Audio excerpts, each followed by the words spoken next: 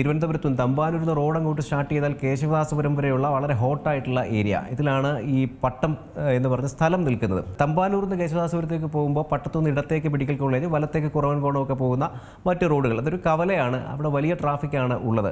NH-ന്റെ ഭാഗമാണ്. കേശവദാസപുരത്തു നിന്ന് അങ്ങോട്ട് അങ്കമാലിയിലേക്ക് പിന്നെ MC റോഡ് തുടങ്ങുകയുമാണ്. എന്തായാലും ഈ രണ്ട് വഴിയിലേക്കുമുള്ള മുഴുവൻ വാഹനങ്ങളും വരുന്നത് ഈ റോഡിലൂടെയാണ്.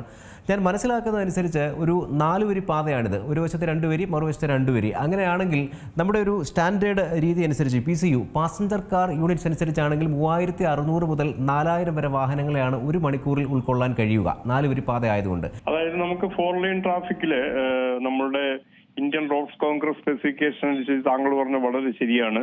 60,000 to 75,000 പാസഞ്ചർ കാർ യൂണിറ്റ് ആണ് പോകേണ്ടത്.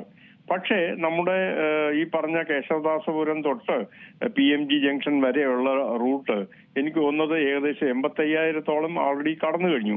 85,000 പാസഞ്ചർ കാർ യൂണിറ്റ് കടന്നു കഴിഞ്ഞു. അതിൽ കൂടുതലായിക്കൊണ്ടിരിക്കുകയാണ് ഡേ ബൈ ഡേ.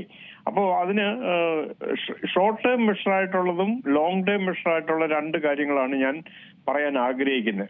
ഞാൻ തിരുവനന്തപുരം സിറ്റിയിൽ 2004-2005 കാലഘട്ടത്തിൽ ട്രാഫിക് പോലീസിന്റെ ഓഫീസറായിട്ട് ഞാൻ ജോലി ചെയ്തിട്ടുണ്ട്. അപ്പൊ അവിടുത്തെ ട്രാഫിക് പീക്ക് എന്ന് പറയുന്നത് മോർണിംഗ് പീക്ക്, 2 വലിയ സ്കൂളുകൾ, പട്ടത്തുള്ള 2 വലിയ സ്കൂളുകൾ, പിന്നെ അതേമാതിരി ഓഫീസ് ഗോവേഴ്സ്, രാവിലെ ഓഫീസിൽ പോകേണ്ട ആൾക്കാരെല്ലാം പോകുന്ന ഒരു ടൈമാണ് മോർണിംഗ് പീക്ക്. അതേപോലെ ഈവനിങ് പീക്ക്. അപ്പൊ നമുക്ക് വേണ്ടത് ഒരു ഇന്റൻസിഫൈഡ് ട്രാഫിക് മോണിറ്ററിംഗ് സമ്പ്രദായം ഉണ്ടാകണം. അതിനകത്ത് പീക്ക് അവർ ട്രാഫിക് മാനേജ്മെന്റ്.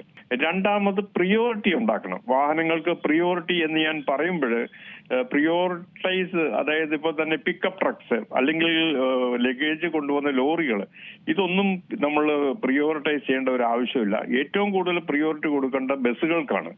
അതായത് നമ്മുടെ KSRTC ഉൾപ്പെടെയുള്ള വലിയ ബസ്സുകൾക്കാണ്. They are carrying more passengers and mostly government ഓഫീസേഴ്സും മറ്റ് പ്രൈവറ്റ് ഓഫീസേഴ്സും ഒക്കെ പോകുന്നത് ഈ KSRTC ബസ്സുകളിൽ അകത്താണ്. അപ്പോ സിറ്റി കോർപ്പറേഷൻ മേയറും അവരുടെ സിസ്റ്റവും ഇതിനോടുകൂടി വർക്ക് ചെയ്യണം. പീക്ക് അവർ ട്രാഫിക് മോണിറ്ററിംഗ് സിസ്റ്റം ഇൻട്രൊഡ്യൂസ് ചെയ്യണം. പ്രിയോറിറ്റൈസ് ട്രാഫിക് പോലീസിംഗിന്റെ സഹായത്തോടെ ട്രാഫിക്കിന് പ്രിയോറിറ്റൈസ് ചെയ്യണം. കൂടാതെ കോർപ്പറേഷൻ ചെയ്യേണ്ടത് ഇല്ലീഗൽ ആയിട്ടുള്ള ബിൽഡിങ്സിൽ, അതായത് ബിൽഡിംഗ് പെർമിറ്റ് വാങ്ങുമ്പോൾ ആ ബിൽഡിങ്ങിനകത്ത് 5 or 8 കാറ് പാർക്ക് ചെയ്യാനുള്ള സൗകര്യം വെച്ചിട്ടാണ് ബിൽഡിംഗ് പെർമിറ്റ് പാസ്സാക്കി കൊടുക്കുന്നത്. പക്ഷെ ഒരിക്കൽ നമ്പർ കിട്ടിക്കഴിഞ്ഞാൽ ഈ സ്പേസ് എല്ലാം, പാർക്കിംഗ് സ്പേസ്, ഇത് ഇല്ലീഗലായിട്ട് ആർഡർ ചെയ്തിട്ട് കൊമേഴ്ഷ്യൽ ഹോട്ടൽസ് ആയിട്ടും ഷോറൂംസ് ആയിട്ടും ഒക്കെ തന്നെ ആ റൂട്ടിൽ, ഞാൻ വെൽ സ്റ്റഡീഡ് ആണ്, കേശവദാസപുരം തൊട്ട് ശാസ്തമംഗലം വരെയും അതേപോലെ കവടിയാർ തൊട്ട് നമ്മുടെ ആശാൻ സ്ക്വയർ, കണ്ടോൺമെന്റ്, അങ്ങനെയുള്ള ആ കംപ്ലീറ്റ് റൂട്ട് എനിക്ക് വ്യക്തമായിട്ട് അറിയാം. അവിടെ ഇല്ലീഗൽ സ്ട്രക്ചേഴ്സ് ഒരുപാടുണ്ട്. അപ്പോൾ ബിൽഡിംഗ് പെർമിറ്റ് മുനിസിപ്പൽ കോർപ്പറേഷൻ ചെയ്യേണ്ടത് ബിൽഡിംഗ് പെർമിറ്റ് കൊടുത്തപ്പോഴുള്ള കാർ പാർക്കിംഗ് നിലവിലുണ്ടോ എന്ന് നോക്കിക്കഴിഞ്ഞാൽ തന്നെയും ഒരുപാട് കാർ റോഡിൽ പാർക്ക് ചെയ്ത് നമുക്ക് ഉള്ളിലേക്ക് കയറ്റി പാർക്ക് ചെയ്യാൻ പറ്റും.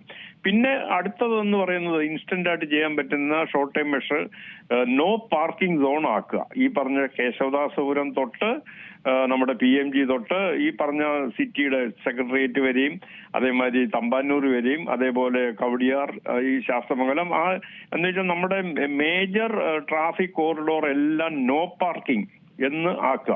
അത് ടൈം ഫിക്സ് ചെയ്യണം. രാവിലെ 8 തൊട്ട് വൈകിട്ട് 8 വരെ നോ പാർക്കിംഗ് ആണ്.